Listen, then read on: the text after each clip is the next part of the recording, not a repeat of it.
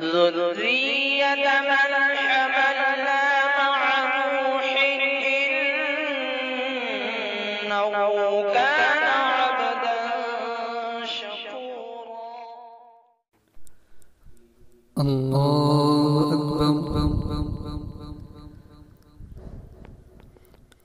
الحمد لله رب العالمين الرحمن الرحيم مالك يوم الدين إياك نعبد وإياك نستعين اهدنا الصراط المستقيم صراط الذين أنعمت عليهم غير المغضوب عليهم ولا الضالين.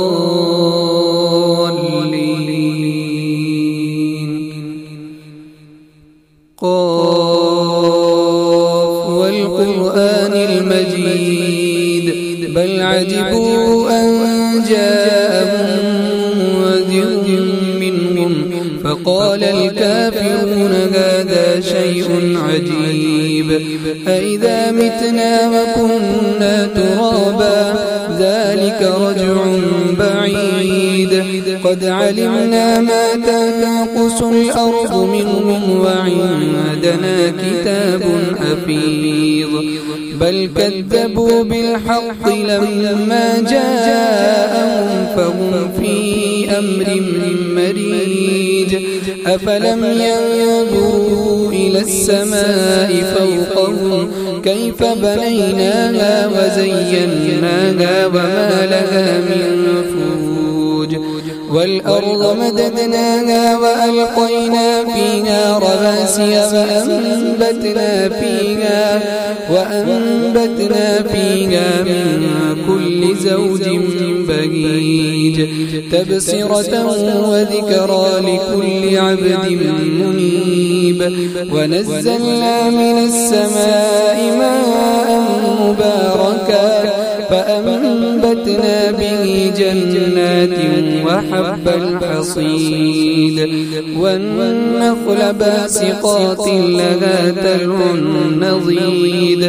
رزقا للعباد وأحيينا به بلدة ميتا كذلك الخروج كذبت قبلهم قوم نوح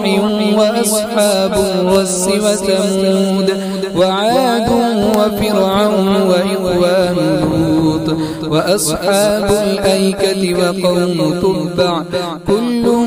كذب الرسل فحق وعيد أفعينا بالخلق الأول بل هم في لبس من خلق جديد ولقد خلقنا الإنسان ونعلم ما توسوس به نفسه ونحن أقرب إليه من حبل الوريد إذ يتلقى المتلقيان عن اليمين وعن الشمال قعيد ما يلفظ من قول إلا لديه رقيب عتيد وجاءت سكرة الموت بالحق ذلك ما كنت منه تحيد ونفخ في الصور ذلك يوم الوعيد وجاءت كل نفس معنا سائق وشهيد لقد كنت في غفلة من هذا فكشفنا عنك